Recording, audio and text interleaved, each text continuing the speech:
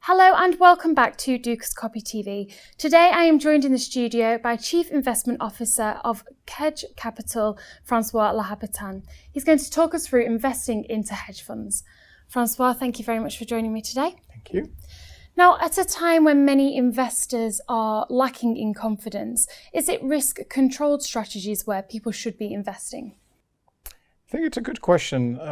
My view is that people should always consider risk control strategies, not only at a time where markets are difficult, but more generally over the long run.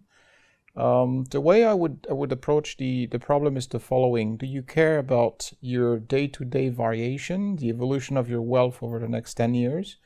Or do you care about the entry point and the exit point? If you care about the entry point and the exit point and you're not willing to consider what's in between, then Warren Buffett is probably the right approach. Buy cheap, good companies today, hold them for 10 years, have a look in 10 years, you'll probably be very successful.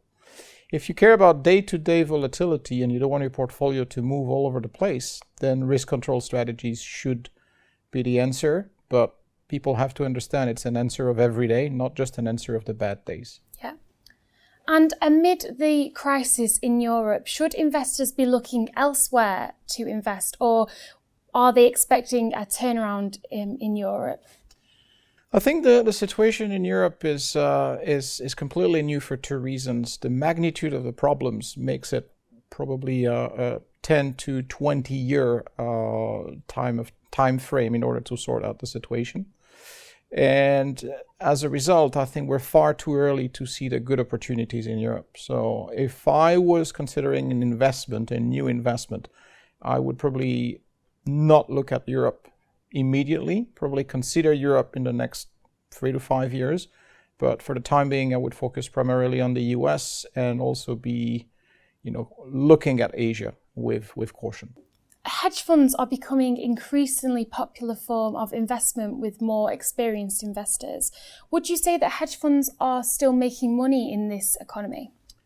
Hedge funds is a very broad term, so I would split hedge funds in two categories. There are some that in the current environment are going out, are taking big bets, whether it's on the euro, whether it's on interest rates, stock markets, credit, etc. Some of them are going to be profitable, some of them are going to lose money, but in this environment, I think it's a kind of a gamble. For me, hedge funds, in hedge funds, there is the term hedge, so you should take some positions, but with a view on risk management. The good hedge funds, in my opinion, in the current environment, are able to deliver moderately positive returns, but delivering double-digit returns means you've been taking inconsiderate bets. And just talking on that, there are a lot of risks involved with hedge funds. Many people are skeptical about investing in them because of past history, and there is great risk involved. How would you advise people to invest in hedge funds safely and wisely? I think there's a couple of points to be carefully analyzed when you look at hedge funds. My view has always been that the average hedge fund is average minus heavy fees. So as a result, it's going to be pretty disappointing. The second thing is it's so easy today to create a hedge fund that I think the average quality is getting worse and worse every day. My advice would be to first make sure that the investment strategy is really what you want, but also check out the quality of the business, the quality of the service providers, auditors, administrators, etc.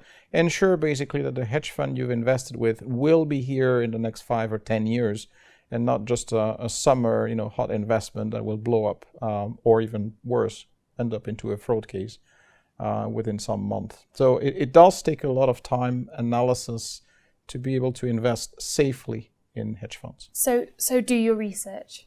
Okay. So that's what part of my research is about, is about looking at, how first can you analyze hedge funds and say if it's a good one or a bad one. But also, quite importantly, look at things like Madoff. Madoff was a famous fraud case that should have been avoided by all means. People doing their job should have spotted 15 to 20 reasons not to invest in Madoff before it happens, not after it happened. And how could that have been avoided, in your opinion, do you think? We've got a few short sentences that I think summarize well the exercise. In the case of Madoff, I would call it too good to be true.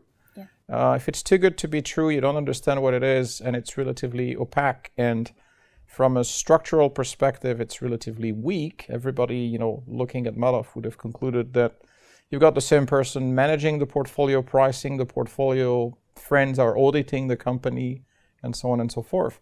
You just have to stay away from it. Thank you, Mr. Lhabitant, for joining us in the studio today. It's been a real pleasure. Thank you. That's all from us at Dukascopy TV today, but click back to the website for more interviews and updates. Goodbye.